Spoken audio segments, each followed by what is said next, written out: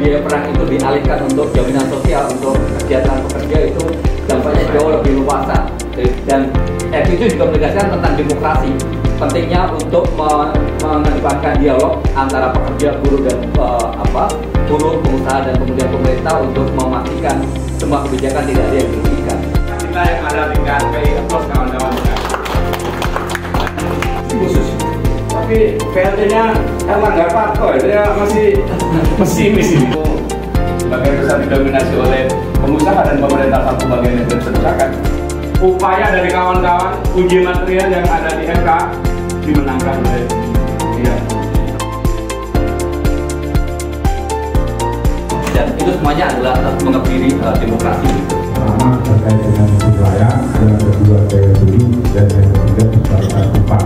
Maluku Utara sebesar 7,5%, berarti di luar dari konteks yang dikatakan itu tadi, di luar konteks PP 51.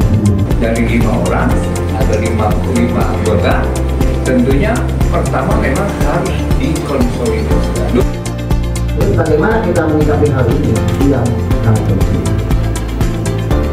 terkait dengan mengusulkan pertanyaannya kembali kepada KSPI aja, komitmennya apa setelah fakta-fakta itu kondisinya seperti itu. Apakah surat resmi, sikap resmi dari organisasi terkait dengan kebijakan pengupahan ini menjadi penting? Jadi konsekuensinya yang dilakukan tidak mengetahui dan itu akan tetap jalan. Ini ada diskresi yang akan dikeluarkan pemerintah. Mengirimkan surat, entah itu surat penolakan atau plus surat usulan. Surat penolakan, plus memberikan usulan. Kalau dilihat sekarang ini, ya pemerintah kita itu memang udah gak ada uang. Yang memiliki uang sekarang ini adalah BPJS Ketenagakerjaan. Jadi itu betul, karena itu merugikan semua pihak ya. Cuma apa boleh buat?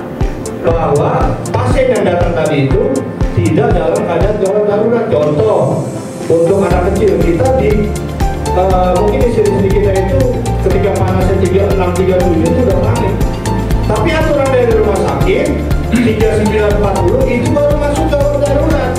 Jadi tadi 5,7 upah minimum DKI 2024 sekarang menjadi 5.300.000, sangat Capek ngomongin terus tidak jadi mencari ini ngomongnya menganggapnya efisien karena kalau di ruang pensiun ini ibarat usah ngomong asli.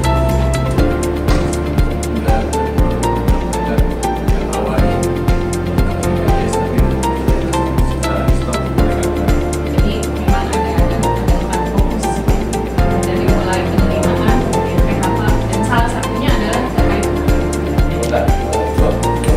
bulan. Setelah itu orang udah ngambil lagi mikirin si hati dia. juga itu bagaimana perjuangan kawan-kawan dari serikat pekerja serikat perusahaan itu dalam mempertahankan kualitas daripada PKP mereka. Karena baru akhir-akhir ini itu muncul pernyataan dari Mendagri bahwa beberapa daerah itu memanipulasi inflasi agar daerah tersebut mendapatkan bonus.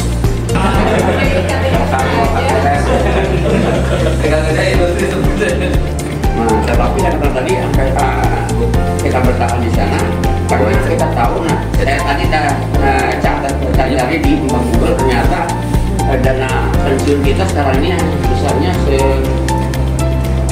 seperti 137 ya. Untuk JHT-nya itu 425,16 triliun, untuk jaminan pensiunnya itu 137,90 triliun. Seharusnya logika kita itu selain dapat dari BPJS Ketenagakerjaan, dari perusahaan dapat kita dari memang pekerja tetap. Bisa UMP tahun 2024, upahnya misalnya 5 juta sekian, itu masih banyak anggota kami yang menerima di bawah itu. Pemerintah sebelumnya, apakah memang perlu ada pengkajian, ada ruang pengkajian atau tidak? Kita punya program kerja karena memang yang sekarang aktif adalah PDS-nya. Ya kami pun akan berusaha untuk melakukan judicial review.